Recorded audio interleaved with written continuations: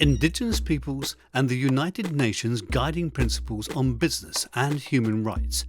Indigenous peoples' lands, territories and resources are often regarded by the dominant states and businesses as a resource that can simply be taken and exploited.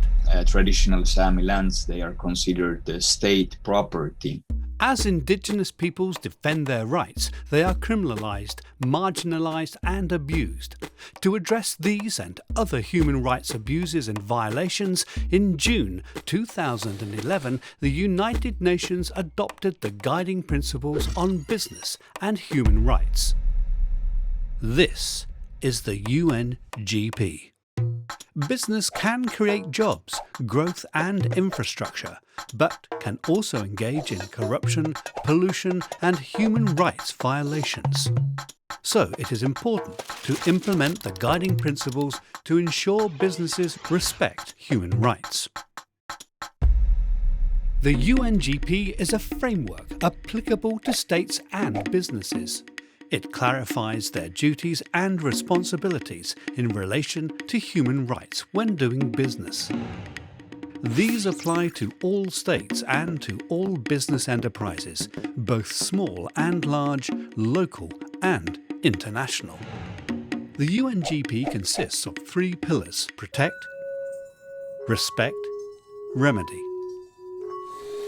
Protect. The state's duty is to protect against human rights abuses. Respect. Business shall respect and avoid infringing human rights. Business entities, they should make sure that UNGP should be implemented to make sure that Indigenous people's right is not violated. Remedy. States and businesses should ensure access to effective remedies for rights violations.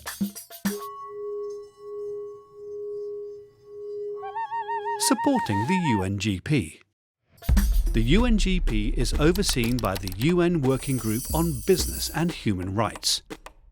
Their mandate is to promote the UNGP, identify good practices, make recommendations for effective remedies, monitor alleged human rights abuses and intervene if necessary, and importantly, guide the UN Forum on Business and Human Rights. The UN Forum on Business and Human Rights is an annual 3-day event. It serves as a global platform for stakeholders to discuss trends and challenges and promote dialogue and cooperation on issues linked to business and human rights.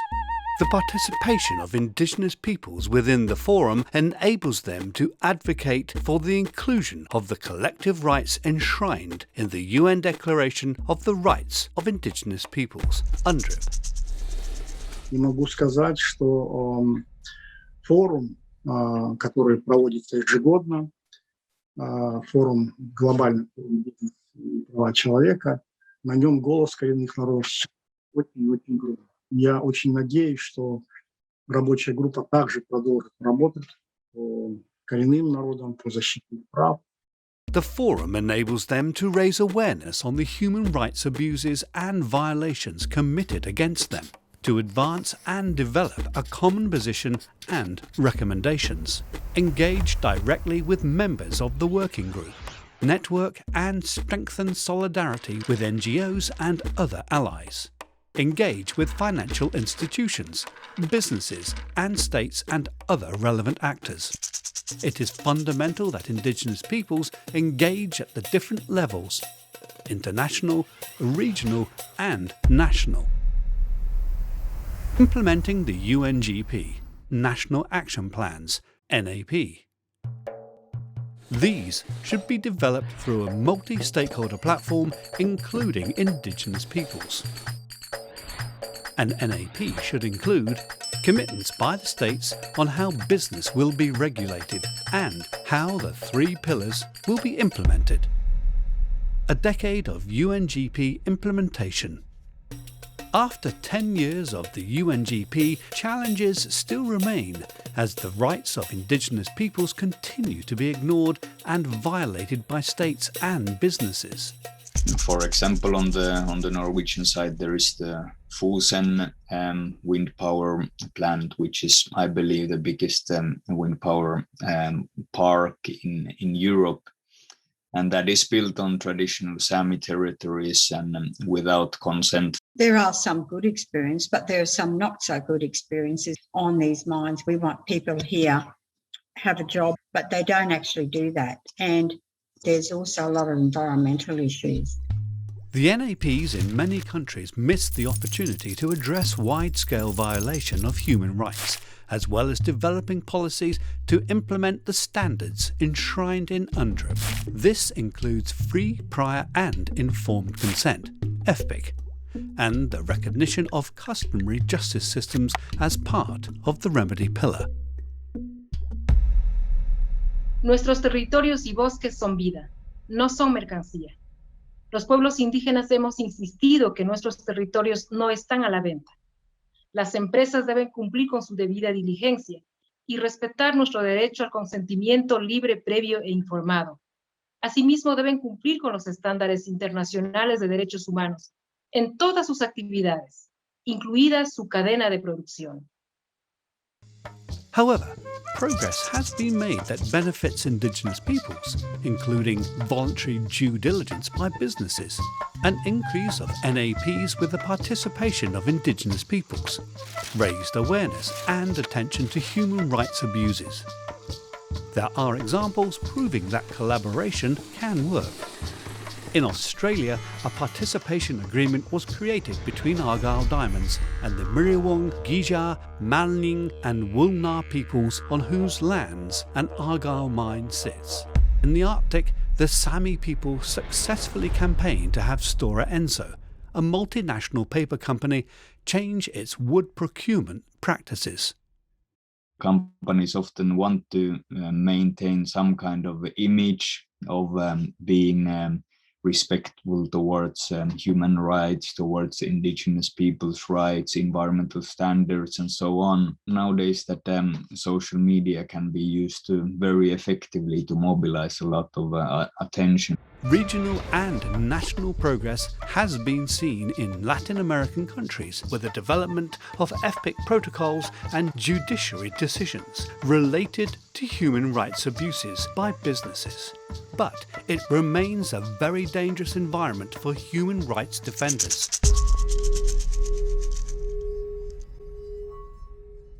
What do Indigenous peoples want over the next 10 years?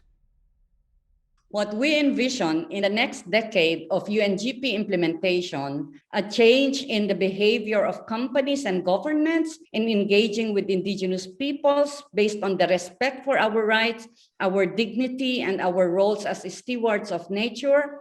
And we need effective mechanisms for states and companies to be accountable to their human rights obligations. We need states to adopt a legally binding treaty for business to respect human rights as an urgent concern. There are differences between the hopes related to states, business, and among Indigenous peoples themselves, but there are fundamentals that form the foundation of the cooperation required to achieve a sustainable balance between business, human rights, and Indigenous peoples. So what is it that Indigenous peoples are hoping for?